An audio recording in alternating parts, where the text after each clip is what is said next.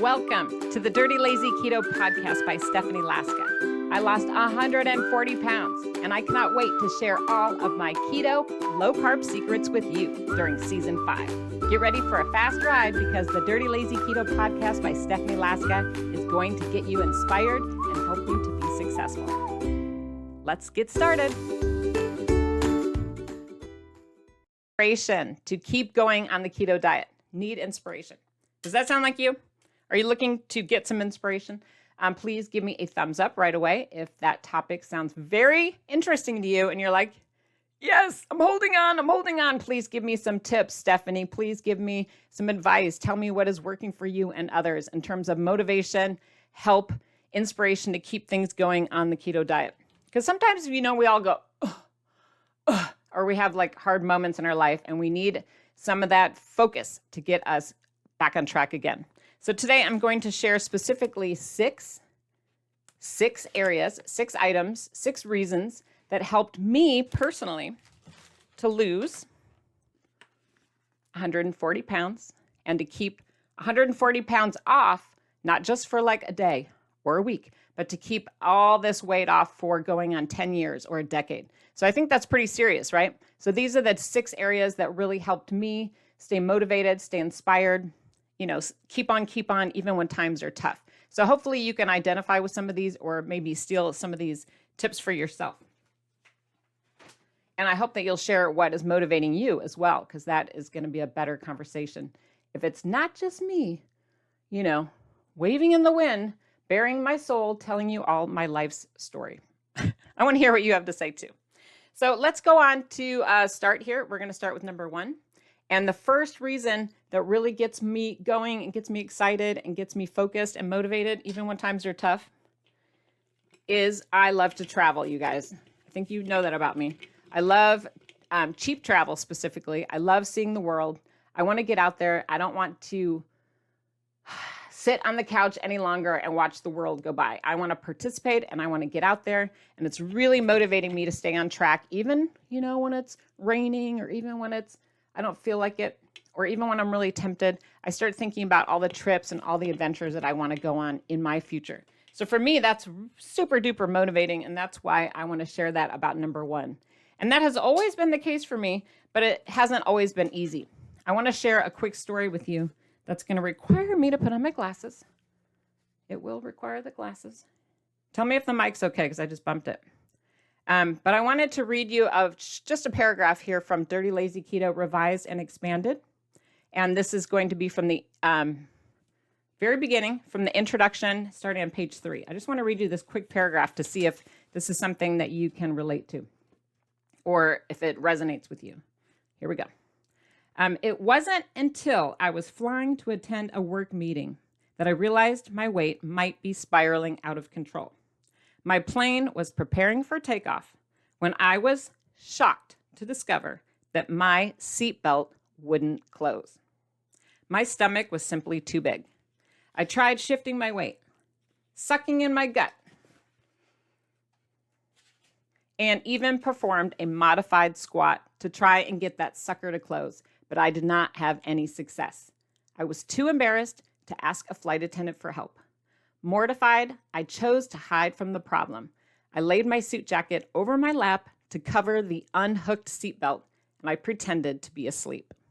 My secret was safe. It kills me talking about that scary and embarrassing and shameful moment. It kills me because it was so uncomfortable for me to be in a plane. It was so uncomfortable for me to travel. Using the bathroom on the plane, walking up and down the aisle. Those were all things that were uncomfortable because everything was so compact, not just the seatbelt. So for me, that's a huge motivator going forward. I want to be able to travel comfortably and safely. I want to not be ashamed or embarrassed. I want to be able to jump in my swimming suit and participate in activities with my family and my kids.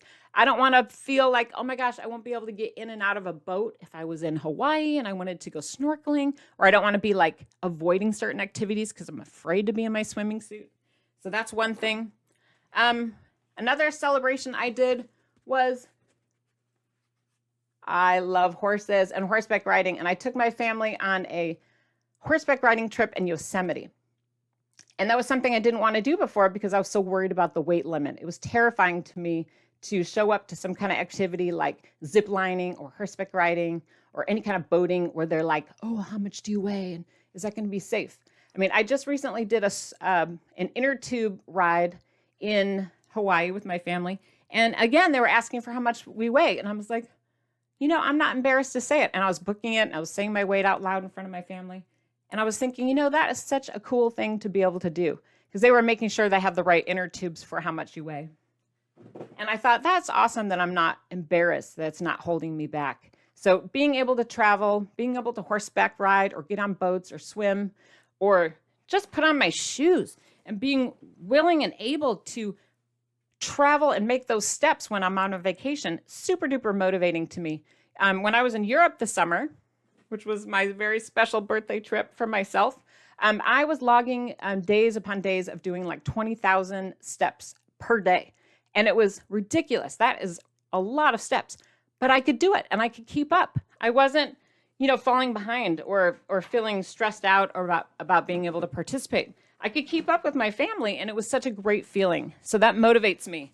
One of the things that I want to share with you, there we go, is that I did some really cool stuff. Like I practically ran to the top of St. Peter's Basilica at Vatican City with my daughter. And it was like 103 degrees. I was so hot.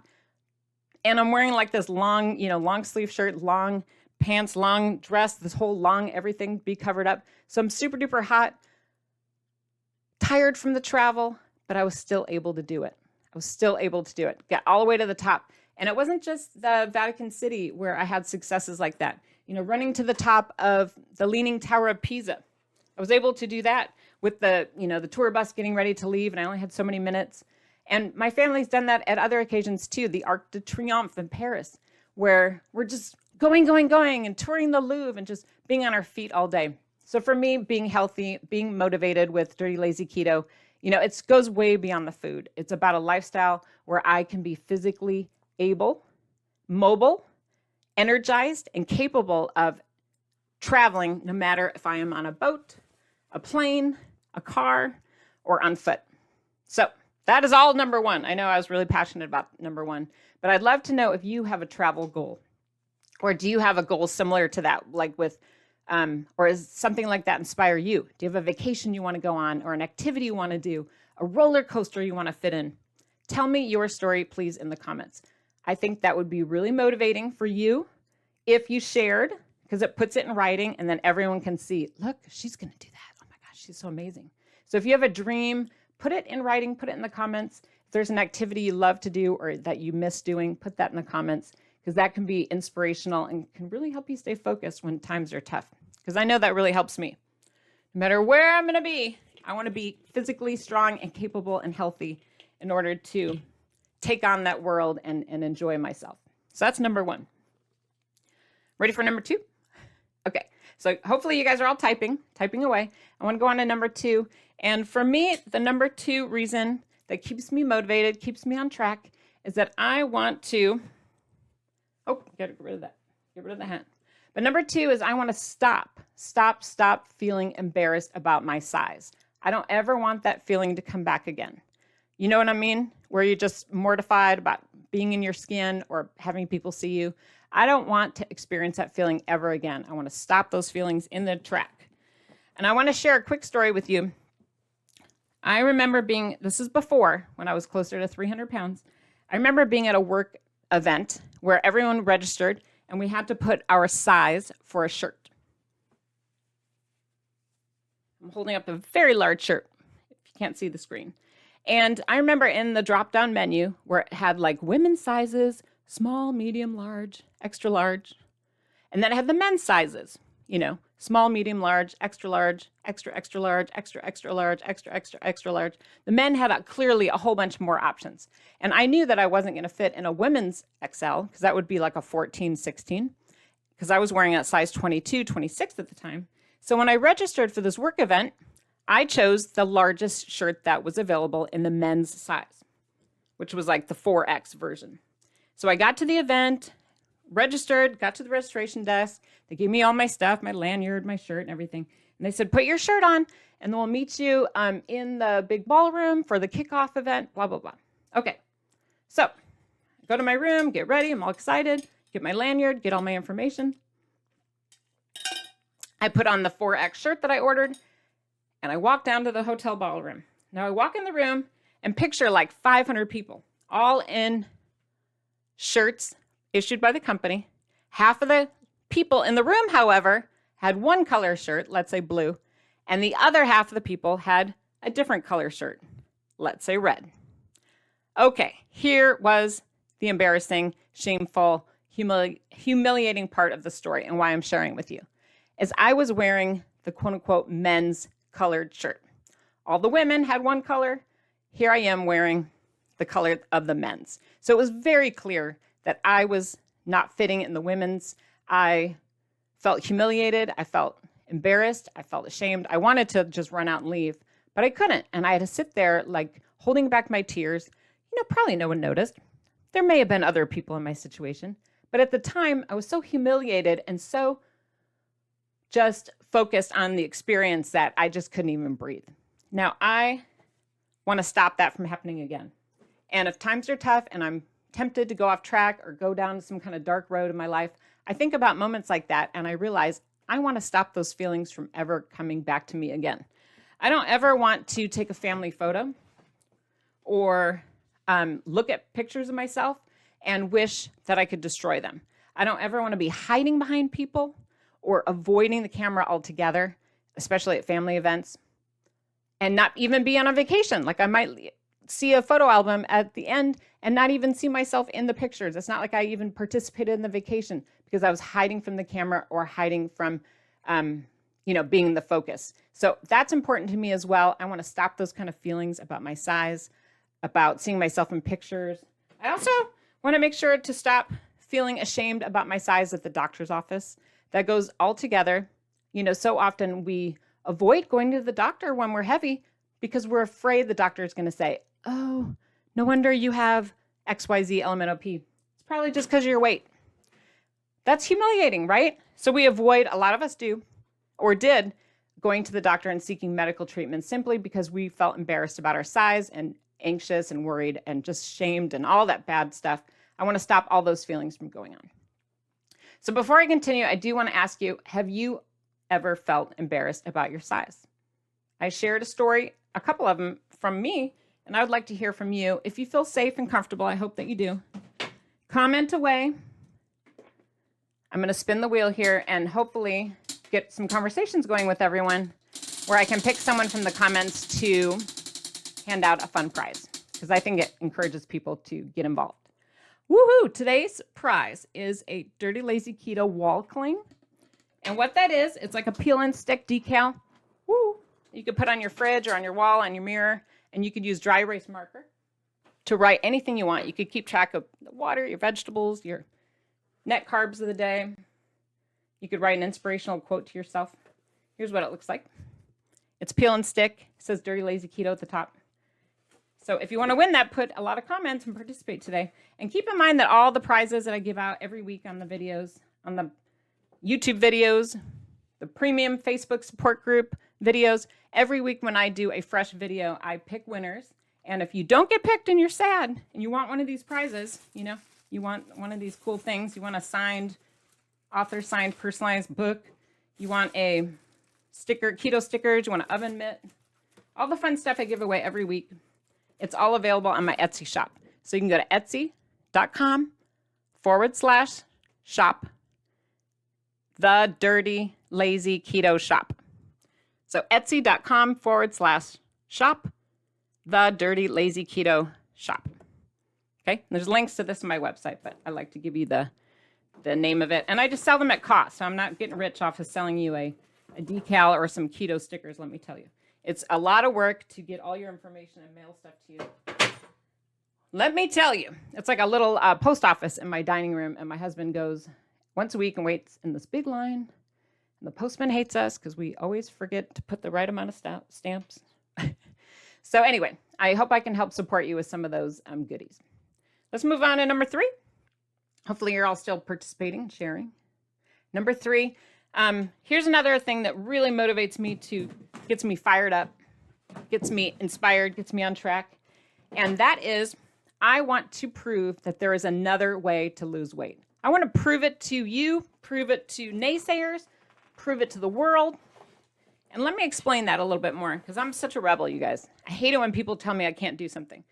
And I get mad when they try to tell me to do dumb stuff like, oh, Stephanie, you're having problems with your weight. You should eat oatmeal. Has anyone been told that before? Or, oh, Stephanie, you are having problems with your weight. You're almost 300 pounds. You know what? You should be eating fruit all the time, like apples and bananas and grapes and pineapple. You should be eating fruit and oatmeal and, things like that. All these whole grains, that's going to fill you up and keep you healthy and keep you from overeating. Have some bran muffins. Have some granola bars. Oh my gosh, are you serious right now? That makes me so angry, and I want to prove to those people, those doctors, those mothers, those grandparents, that there is another way to lose weight and keep it off that's healthy and sustainable. Now, we've been told for years, right? At least I have. Starve yourself. Don't have dessert. Don't eat too much. Skip this, skip that. And then we're told to eat things like these foods I'm telling you that are higher in carb, right? But they're telling you to eat stuff like eat whole grains, popcorn, whole wheat toast. Then you're going to be healthy and lose weight. And then these people, I know I get all mad, they tell us that it's our fault if we aren't successful, right? They say, oh, well, you got some kind of willpower problem. You're just lazy. And then they call us names and they fat shame us for not being able to just, have a Dorito once in a while or have Chips Ahoy once in a while. They tell us things like that. Well, what's wrong with you? Why can't you control yourself? So for me, all of that kind of stuff, it just makes me so angry. It makes me so angry, and it really fuels my fire. It motivates me and inspires me to prove those people wrong.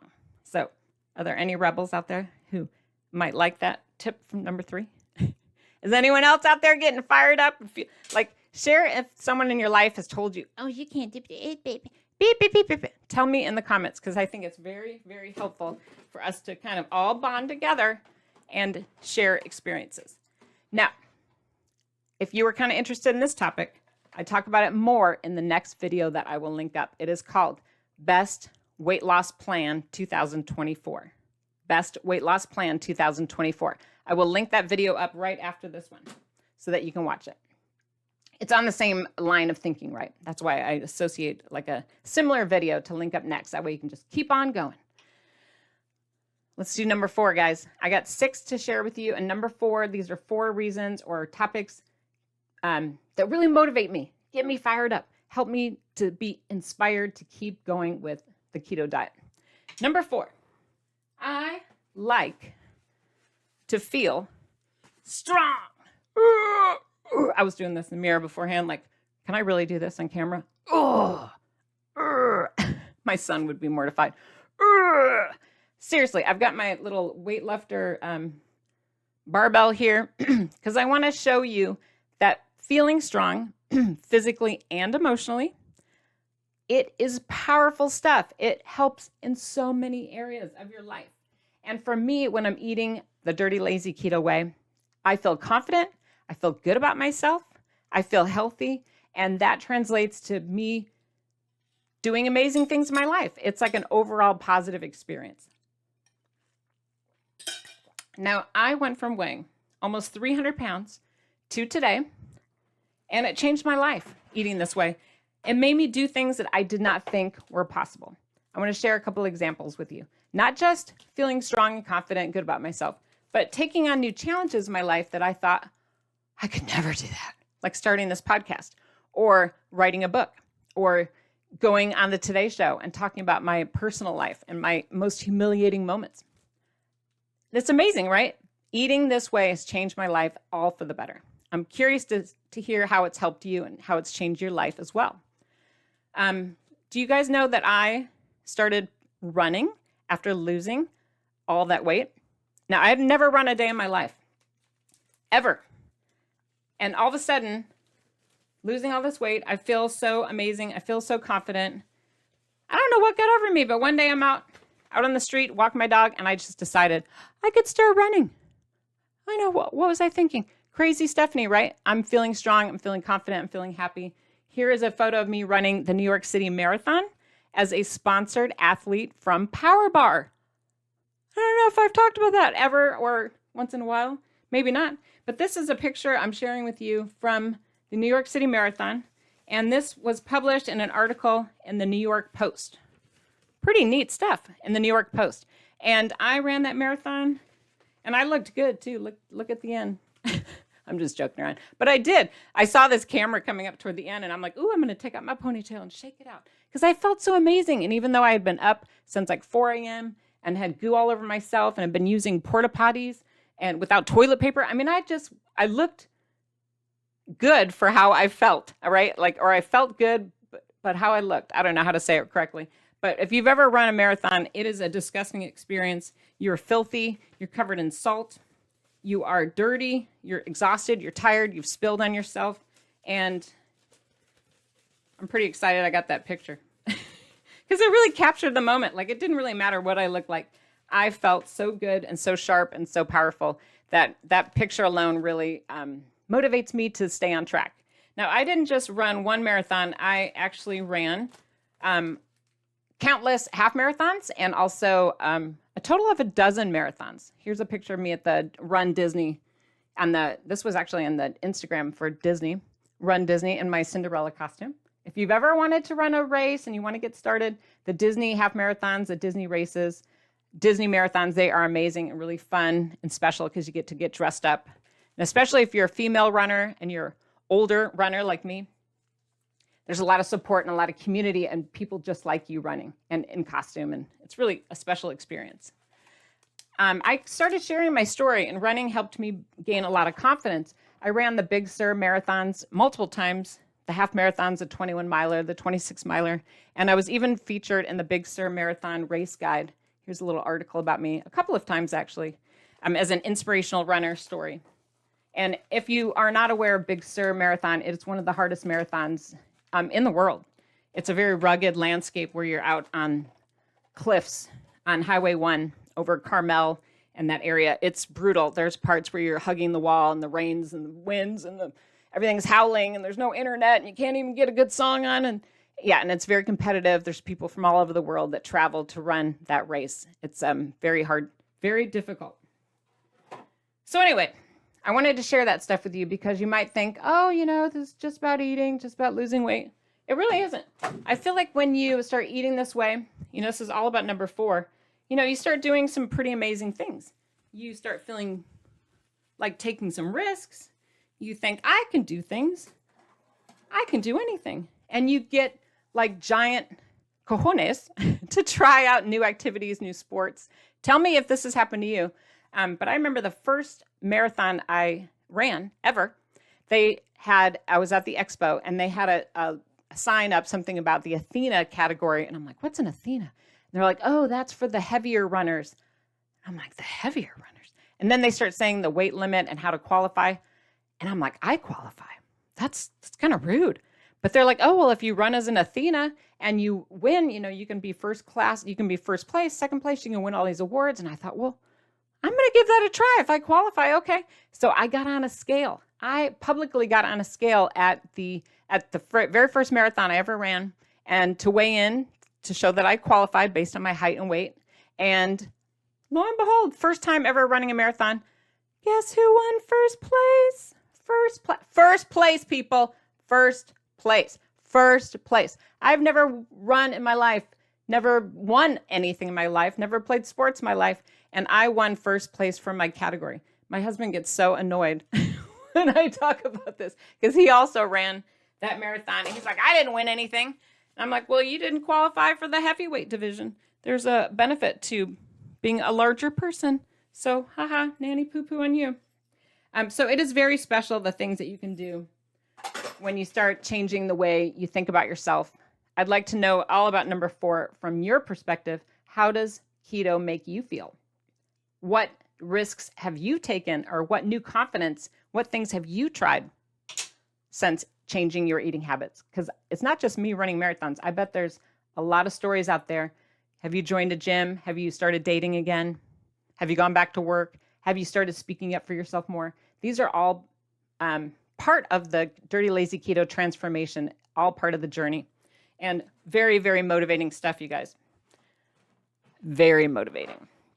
You realize, holy cow, my whole life was on hold while I was eating a bunch of popcorn. Really.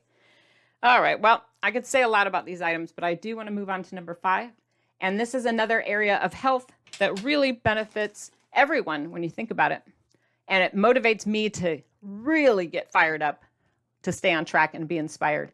And that is, I want to talk about Alzheimer's prevention.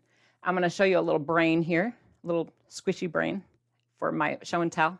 But with number 5 in Alzheimer's prevention, emerging research right now, you guys, if you stay on top of scientific research, emerging research is showing a link, a cause and effect link between type 2 diabetes associated with dementia and Alzheimer's. So there is a strong link. Some researchers are even going so far to call Alzheimer's type 3 diabetes. What do you think about that? There is an association between eating sugar and having late stage problems in life with our memory, with our brain. Sugar today, Alzheimer's or dementia later. What do you guys think about that? Because that's what the research is showing. I mean, in my opinion, sugar is literally rotting out our brains with plaque. It's rotting out our whole bodies. It's ruining a lot of people's lives. So getting rid of sugar, for me, that's a done deal. I am so over it. Nothing tastes as good as having to look at someone in my family who's suffering from Alzheimer's and think, I cannot imagine my own future like that. I don't want to be a caregiver to a spouse with that. I don't want that for myself or for my children. I don't want that for any of you watching or listening either. So if you can get rid of sugar in your life and use that as a motivator to say, I don't want, Alzheimer's, I don't want diabetes, then use that health motivator and wrap your brain around it and use that to really get you fired up and stay on track. Now, when I say sugar, I want to be careful to explain. I'm not just talking about sugar. A lot of people go, oh yeah, I cut back on sugar, I'm good. No, not just sugar. Remember, as I talk about an extra easy keto, and I explain this in the book, reaching over to show you a reminder, I explain this in detail about ketosis, how sugar operates, what happens when sugar gets into our blood. As I describe an extra easy keto, sugar is not just sugar. It's not just sucrose, but it's also eating these high carb foods. I'm showing you here a bag of Doritos, the popcorn, like I mentioned. We had the bananas out earlier, the pineapple, bran muffins, oatmeal, whole wheat toast. All those things convert to glucose in our blood, right? So it's not just sugar, but it's eating high carb foods, eating too many carbs. Our body converts the excess to glucose, and then too much glucose gets stored as fat. In addition to causing all sorts of other inflammation and problems throughout our body, like high blood pressure, plaque in the brain, etc. Now, I'm not a doctor. This is just my opinion, but I would like to say the standard American diet of high carb food, it just has terrible, awful, disastrous consequences for our health and our future. So do you agree with that? Tell me your opinion in the comments, and also share what health concerns are motivating you. May not be Alzheimer's, like I mentioned, or dementia. Maybe something else is scaring you, like high blood pressure or sleep apnea. Tell me in the comments what health risks are motivating you to stay on track. It's okay to have like a negative one. It doesn't have to be like, oh, I want to look cute in my clothes and fancy clothes. These motivators are a little bit, have more teeth than just like, oh, I want to wear a cute dress to a wedding. You know what I mean? You really have to get to the nitty gritty, and that's why I'm sharing these. Now, number 6, this is the last tip, last area that I want to share with you. So hopefully you're still hanging on. This is number 6, and this is something that really motivates me, and that is to pay it forward. So I want to go like this: Dirty Lazy Keto, extra easy keto, Dirty Lazy Keto. Now I've got my megaphone here because I just feel so passionately about this, about the benefits, how easy it is, how it can change your life around, how simple it is really, and how just beneficial it is in every aspect of your life. I feel so confident and so passionate about this that number 6 for me is all about paying it forward. Telling everybody, shouting it from the rooftops. And I've shared this, my story, in every aspect. I don't ever hold anything back, you guys. I'm telling you everything. And I've shared it in so many different news articles and TV shows. I talked about the Today Show. I was in the Costco Connection magazine, Fox News, Yahoo, Reader's Digest, U.S. News and World Report, Publishers Weekly reviewed my books, Men's Health, USA Today, Playboy, no pictures, Parade Magazine, First for Women, Women's World, Power Bar, I talked about that. Even Disney, I had my little picture on their Run Disney thing. So, I mean, I'm just willing and able to share my whole story with anyone who will listen. And I'm not afraid to tell you the benefits. Now, I've inspired other people by talking about this and creating books and creating resources and doing interviews. And so many people have had amazing success. Now, here on the cover of Women's World is one of our members, one of our readers, one of our Dirty Lazy Keto fans. Look how adorable and cute she is. She's a grandmother, and she lost 86 pounds at age 62. Isn't that great? And look at her. She is Dirty Lazy Keto success story right here on the cover of Women's World. There's a whole article about her. And not just her, but we've had lots of members, lots of huge success stories like Miss Jeannie. There she is on the cover of First for Women magazine with more articles to come. That's what I've been told by the editor at Bauer Media and First for Women and Women's World, as they love Jeannie and they're so inspired by Jeannie at age 59, losing 167 pounds on Dirty Lazy Keto, that they've contacted her for more stories. So way to go. And are you guys familiar with Barbara and her sister? Together, they lost 284 pounds on Dirty Lazy Keto. There's a whole article about them. Here I am on the cover of Women's World. I've been on 2 or 3 times. Here I am right there in the little pink dress. See me there? So I'm willing to share with you my stories. And these aren't just lazy keto or whatever stories. I know the headlines say one thing, but these are actually women from the Dirty Lazy Keto program who've read my books, who practice the recipes, who embrace this lifestyle that I've created. And it's their successes and their fabulousness that is being shared in those articles. So way to go, ladies. Now, if you want to hear more stories like that, which I know I love hearing about them too. They're so fun, aren't they? I put a bunch of them all together on my website, and you can go to dirtylazyketo.com/about. And that's where I put them all in one spot. dirtylazyketo.com/about. And you'll see a whole bunch of them listed and interviews and articles you can click on. So keep in mind that this might be you as well. You might be that next success story. You might be interviewed. You are going to be the person everyone's looking at work or in your family going, how did you do it?